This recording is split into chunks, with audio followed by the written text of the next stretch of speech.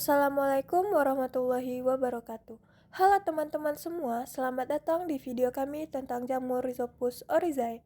Jamur ini mungkin tidak terlalu familiar bagi kita, tapi ternyata memiliki peran penting loh dalam industri makanan dan kesehatan. Yuk kita jelaskan lebih lanjut. Tahukah kamu bahwa Rhizopus oryzae adalah jamur yang berperan penting dalam proses fermentasi makanan? Jamur ini membantu menguraikan zat makanan sehingga menghasilkan tekstur dan rasa khas pada produk fermentasi.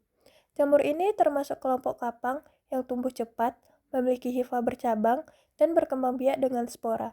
Itu artinya, tanpa jamur ini beberapa proses fermentasi tradisional tidak akan berjalan dengan baik. Fun fact, Rhizopus oryzae sering dimanfaatkan dalam industri pangan dan penelitian bioteknologi karena kemampuannya menghasilkan enzim. Morfologi jamur Rhizopus oryzae. Yang pertama, koloni. Tumbuh cepat, awalnya berwarna putih seperti kapas atau kotoni, kemudian berubah menjadi abu-abu atau abu-abu kecoklatan seiring dengan terbentuknya sporangia. Yang kedua, hifa. Berupa hifa senositik atau tidak bersekat, yang bercabang, hialin atau bening, dan memiliki dinding sel tersusun dari kitin. Yang ketiga, stolon. Hifa yang tumbuh menjalar di permukaan substrat dan menghubungkan kumpulan spora ngiofor. Yang keempat, rhizoid. Hifa bercabang yang tumbuh ke dalam substrat, berfungsi sebagai jangkar untuk melekat dan menyerap nutrisi. Yang kelima, spora ngiofor. Tangkai sporangium yang tumbuh tegak, tunggal atau berkelompok dari nodus atau titik pertemuan di atas rhizoid. Yang keenam, sporangium. Struktur bulat atau multispora berukuran 60-350 mikrometer, 60-350 spes mm, 60-350 mikrometer yang awalnya putih lalu menjadi coklat kehitaman. Yang ketujuh, columella. Struktur di dalam sporangium berbentuk bulat hingga setengah lingkaran. Yang kedelapan, sporangiospora. Spora aseksual berbentuk bulat hingga ovoid, bersel tunggal, hialin hingga coklat dan bergaris-garis. Nah, di sini ada tingkatan takson.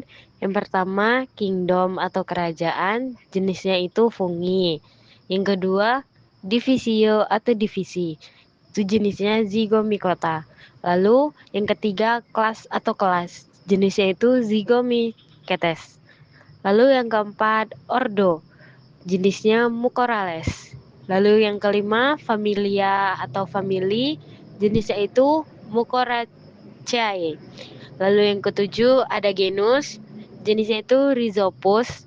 Lalu yang terakhir itu ada spesies, Rhizopus oryzae, atau dikenal juga sebagai Rhizopus aryzus. Oke, kita lanjut ya teman-teman. Jadi di sini Rhizopus oryzae pada industri tempe. Tempe adalah makanan populer di negara kita. Meskipun merupakan makanan yang sederhana, tetapi tempe mempunyai atau mengandung sumber protein nabati yang cukup tinggi.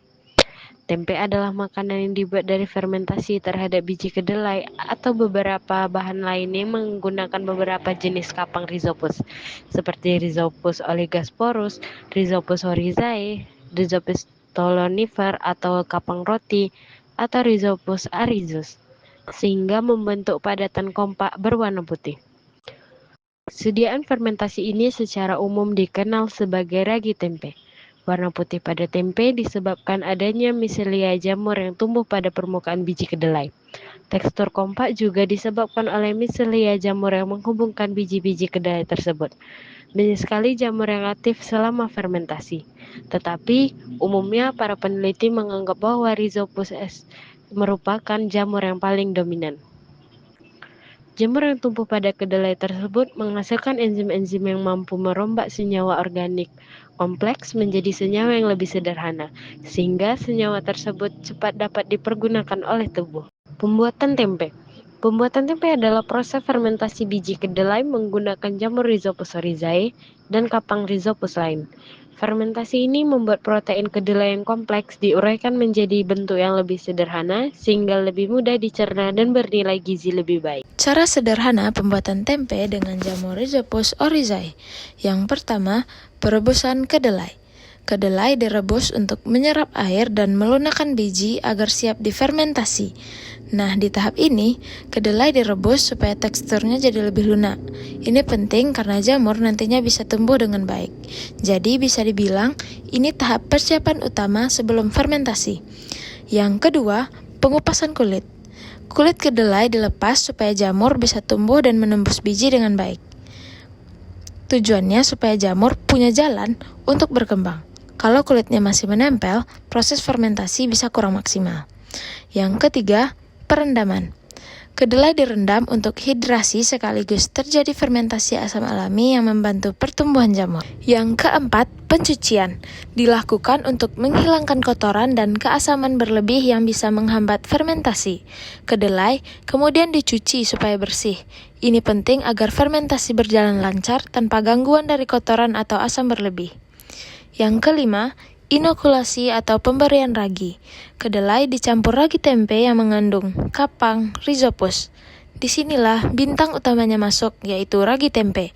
Kapang rhizopus akan mulai bekerja mengikat kedelai dan membentuk struktur tempe.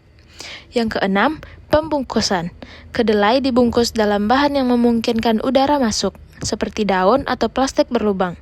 Pembungkusan ini penting supaya jamur tetap mendapat oksigen. Udara membantu proses fermentasi berjalan optimal. Yang terakhir, fermentasi.